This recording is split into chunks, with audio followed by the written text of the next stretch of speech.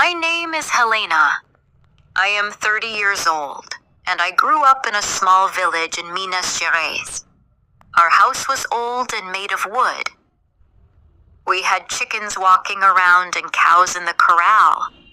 Life was simple and hard. Every day we worked before the rooster even sang. Since I was a girl, I had dreams of another life. I helped my mother in the kitchen, carried water from the well, and worked on the land.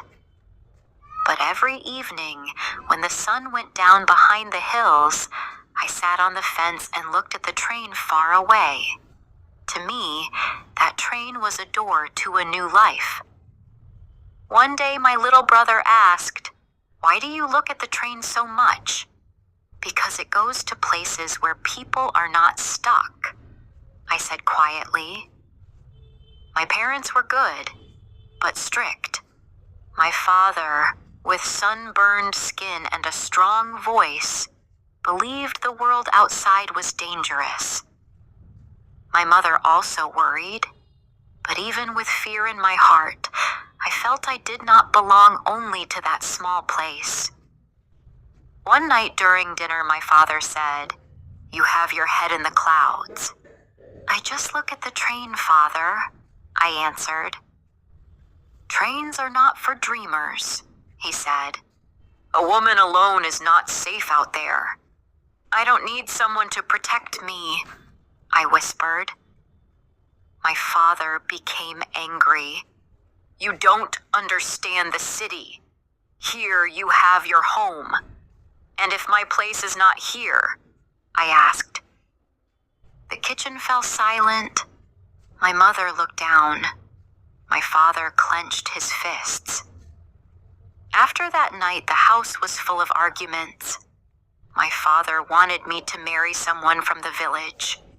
I didn't want that life. One late night, I told my mother, "I don't want to spend my life waiting for others to decide for me." My mother hugged me and said, "The world is not kind to a woman alone." "I know," I said, "but I want to fight for my own life." She gave me a small cloth bag with coins she had saved for years. "If one day you leave, take this." Weeks passed, and one morning before sunrise, I packed 2 dresses, a light blanket, and the small bag of money. I left a note. "Don't look for me. I am not lost. I am going to fight for my dream." When my father read the note, he became furious.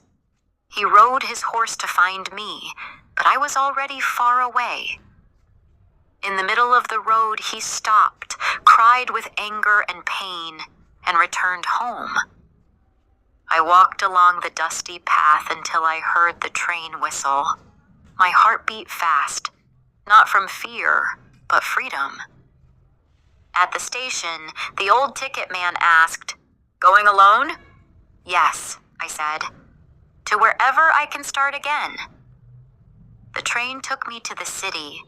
When I arrived, the buildings were tall, the streets loud, and the lights bright. Nobody knew me.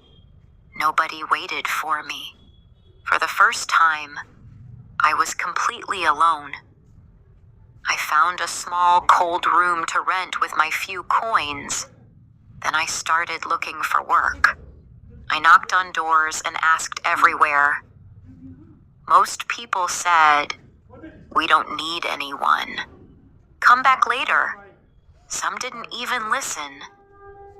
I ate old bread, and sometimes nothing at all. But every morning, I kept trying. One day, I saw a woman selling oranges. "Can I help you?" I asked. "What can you do?" She said, "Anything. I just want to learn." She laughed, but she needed help. She taught me how to arrange oranges, call customers, and avoid people who tried to cheat us. At first, nobody bought from me, but I kept smiling and calling out, "Sweet oranges, fresh, very sweet." An old man bought some and even gave me a tip. For the first time, I had money I earned myself. The next day, the orange seller said, "You shout well. Come again." Soon she started paying me. Months passed. I worked hard, learned fast, and never gave up. After 1 year, I saved enough money to rent a small wooden stall. I painted it and added a red cloth. I sold fruits, small breads, and sweets I made at night. One afternoon, an old man named Mr. Federico came to me. "I watch you work," he said. "Did I do something wrong?" I asked. "No. People who work like you usually grow."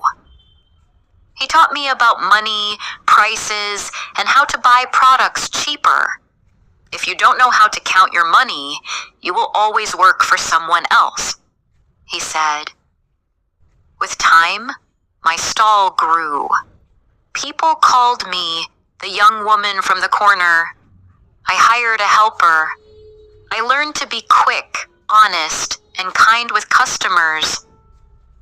After years of hard work, I rented a bigger place. It became a small shop, my shop. The shelves were filled, the counter was busy, and people trusted me.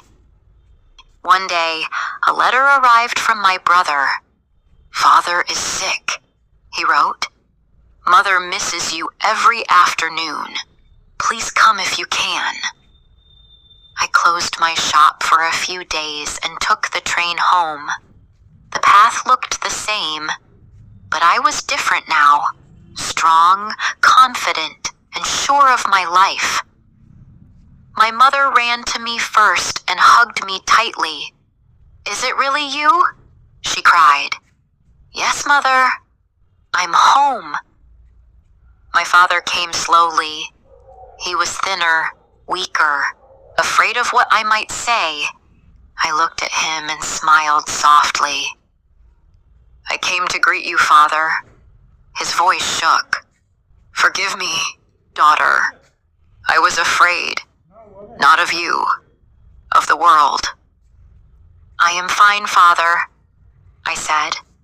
"I learned to fight. I stayed honest. I stayed safe." He cried and hugged me. "I thought I lost you." "No," I whispered. "You only gave me to the world for a while." Before leaving, I filled their table with food and medicine. "Thank you for the hard work you taught me," I said. "Thank you for waiting." I returned to the city, opened my shop, counted my money, and gave orders. My life wasn't a miracle. It was work, honesty, and courage. If a dream calls you, go with respect. And when you return, come back with gratitude. What matters is not staying or leaving. What matters is walking with dignity and remembering where you came from.